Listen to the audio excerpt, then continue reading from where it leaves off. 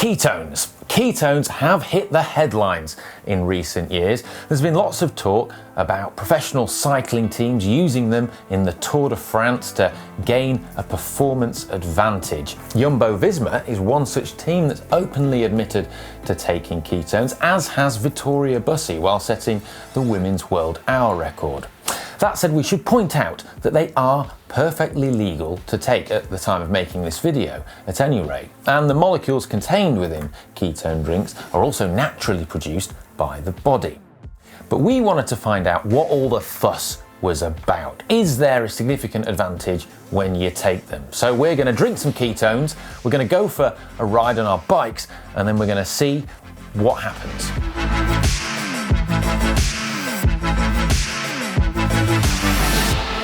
So, in this video, we're gonna smell ketones. That is genuinely horrendous. We're gonna explain the science behind them. 3 millimoles or 5 millimoles. We're gonna taste ketones. Oh God. Test our ketone levels. Here we go. She's starting to flow now. And do a race. Well, a power test. Let's get it over and done with. Before we do our experiment, here is a quick recap of the science behind ketones. This is something that I previously shot for the GCN show. Ketones, or to be specific, ketone bodies, are produced naturally inside the body and are a form of fuel that the body can utilize. They consist of 3 molecules: acetone, acetoacetic acid, and beta-hydroxybutyrate. Although, technically speaking, only the first 2 are ketones, the third is the conjugate base of beta-hydroxybutyric acid. It's technically a carboxylic acid, but you don't need to worry about that. These compounds are created by the body by breaking down fatty acids in the liver. And this occurs when you have low levels of carbohydrate or an absence of carbohydrate. Examples of this situation would be if you were bonking on the bike, if you were engaging in a ketogenic diet, which is low carb, high fat, or if you were fasting or starving. It's the body's natural coping mechanism for when you don't have much carbohydrate, which is its primary fuel source. Got that? So, rather than waiting for the body to start making this alternative fuel, these ketone bodies, the idea behind ketone drinks is to just give you the ketones straight away. It's called exogenous ketones, in the same way that, technically speaking, when you take a gel or some carbohydrate and eat that on a ride, that's technically called exogenous carbohydrates. The theory is that you can provide an additional fuel source to the body in addition to the carbohydrate.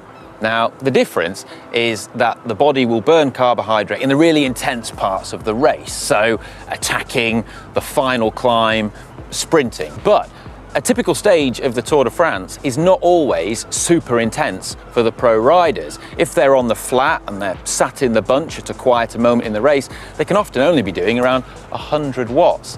And at this intensity, the body will happily tick along on ketones, meaning that when they get to that crucial, important moment of the race, they've been able to save their carbs or glycogen stores to use then. Think of it like a hybrid car where you've got an electric motor paired with a petrol motor, gasoline if you're American.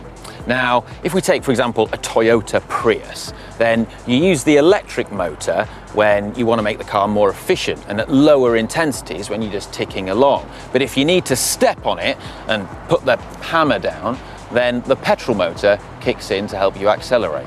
Now, I have to stress that this is a gross oversimplification of what's actually believed to be happening, but hopefully you get the idea. We're going to do some experiments. But a quick disclaimer first. I mean, this isn't a rigorous clinical trial. There's only a sample size of, well, 2 of us. But we're both very experienced road cyclists, and we've gone on many rides where we've experienced the effects of low blood sugar or glycogen. Yeah, bonking. Yes, Hank, we're both very experienced at bonking. Oh, and another thing, this isn't a paid promotion by the Ketones drink. No, we just wanted to find out what all the fuss was about for ourselves. Yeah, so we're gonna do a time trial. The reason why we're gonna do this is because HVMN, who make the ketone drink, cite a study that was carried out at the University of Oxford and published in the Journal of Cell Metabolism in 2016. And in this study, participants took the ketone drink and then travelled an extra 400 metres on average in a 30-minute time trial. Yeah, and that time trial is taking place on Alpe Du Zwift. Well, it is for us, it wasn't for them. No. But yeah, so it's going to be slightly longer than 30 minutes because neither of us are Marco Pantani. But we're going to see if taking the ketone drink helps us boost our performance. And we're going to do that by comparing previous times and powers we've done up Alpe Du Zwift, and we've both gone pretty hard up there in the past. So see how we get on. Can we get a PB with ketones? Let's take them. Before taking the ketone drink, we're going to measure our baseline ketone body levels in our blood using this glucometer. Then, after 30 minutes after ingestion, we're going to measure them again and see where we're at. And that's the point at which we will do our time trial. So, you ready, Hank? I'm ready.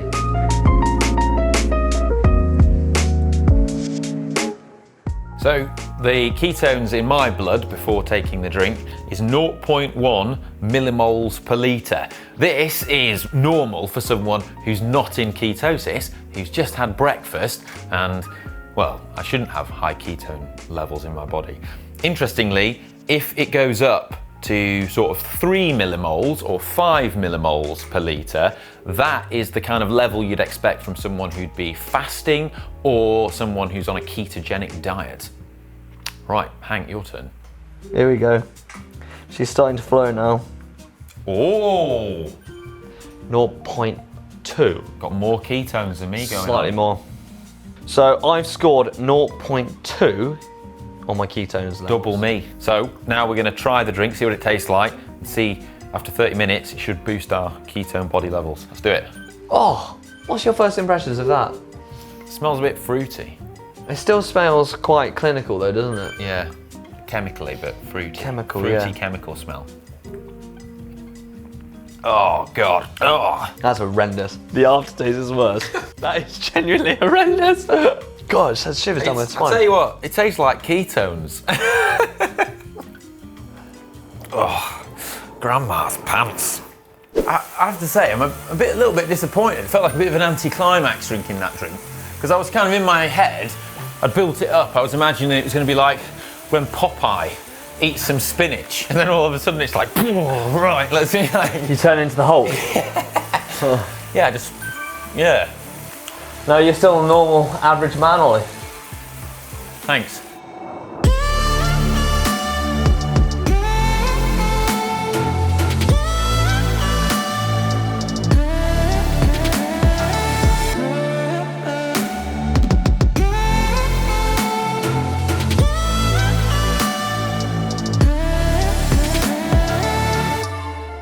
Right, so 30 minutes later, we've got a nice warm up in. Now we're gonna check our ketone levels and see where they're at now. Right, good amount of blood. 4.0. 4 millimoles per litre. So that is like being in a state of ketosis, or if you'd like fasted for 48 hours. That's pretty amazing. You bit worse. Oh, 3.7. Not bad. Yours was 4. So that basically means when you beat me up Alpe Swift, that's why. It's not gonna happen. Because you've got more ketones than me.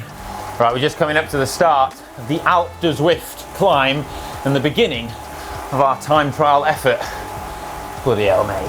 Why are we doing this? I don't know why you took me into this. Silly idea. Anyway, let's get it over and done with.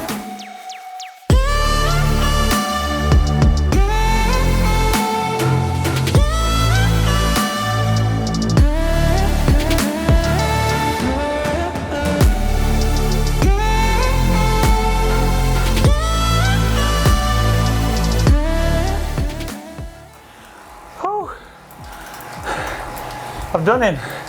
I don't know how, but somehow I've managed to beat Hank the Tank.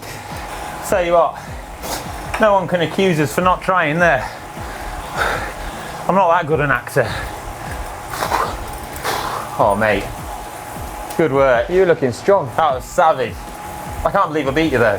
Your training is doing something good, mate. You're flying. I'm going to cling on to this though. I think it's probably the only time I'll ever beat you at anything. I don't know about that, mate. But I mean, how did you feel? I've got to say, I did better than I expected because my current fitness was debatable, let's say. Yeah. Well, I think my first, it might be a placebo, but I felt good during that effort. I think what we have to do now is have a cool down, and then we'll have a look at the actual numbers and see what the power numbers say. Yeah. Whew. We've now had time to digest the results, and it's definitely given me some food for thought. Sorry.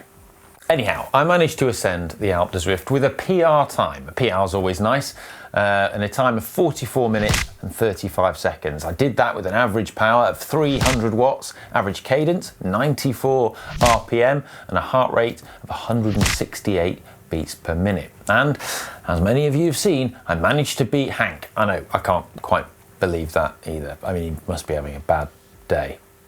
Anyhow, Hank's time was 45:05 with an average power of 293 watts, a cadence of 79 and a heart rate of 174 beats per minute. Now, when this gets really interesting is when we compare it to previous efforts we've done on Alpe Du Zwift in the past without ketones. Now, a week prior to doing the test with ketones, with similar levels of fitness, I went up Alpe Du Zwift and averaged 277 watts. I didn't feel as good while riding up the Alpe that day, and having taken the ketones, it kind of put me in a positive mindset. I felt really ready and that I was really up for it, and also being able to race against Hank gave me motivation as well. Having spoken to Hank, he too says that having taken the ketones, he felt very positive and that his body was ready to perform. When he rode up Alpe Du Zwift without ketones, he didn't do anywhere near as well and was 2 minutes slower than his time he achieved while racing me. But he also agreed that having me as a carrot to chase definitely helped spur him on this occasion.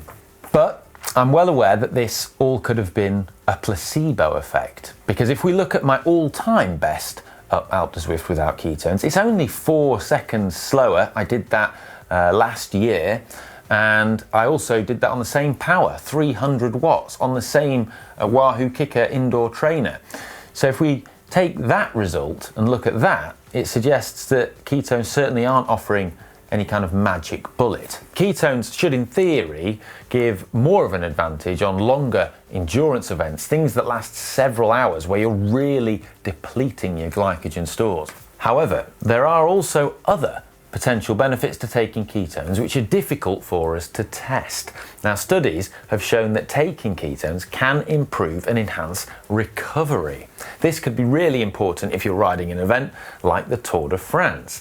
Now, one such study in the Journal of Sports Medicine from 2017 demonstrated that drinking a ketone ester increased post-exercise muscle glycogen synthesis in humans. Now, what this means is that it means your body is better at topping up those glycogen stores back into the cells after you've depleted them from doing hard exercise. This is an essential component of recovery and helps you perform better day after day or the next day, as when you're doing hard efforts, your body is using and burning these fuel stores of glycogen in your cells. To achieve recovery benefits is going to require regular supplementation, and when you consider that a 3-pack such as this costs $89, well, it's not going to be cheap. I hope you found this video on ketones interesting, and although they may not be a magic bullet, perhaps they allow you to have more bullets in your magazine and allow you to reload your magazine quicker. Weird analogy, sorry about that. But if you have found it interesting, then please share it with your friends and let us know in the comments and on social media what you think about cyclists taking ketones. Should it be allowed? I'll put a poll in the app as well that you can vote on. And in the meantime, I'll see you later.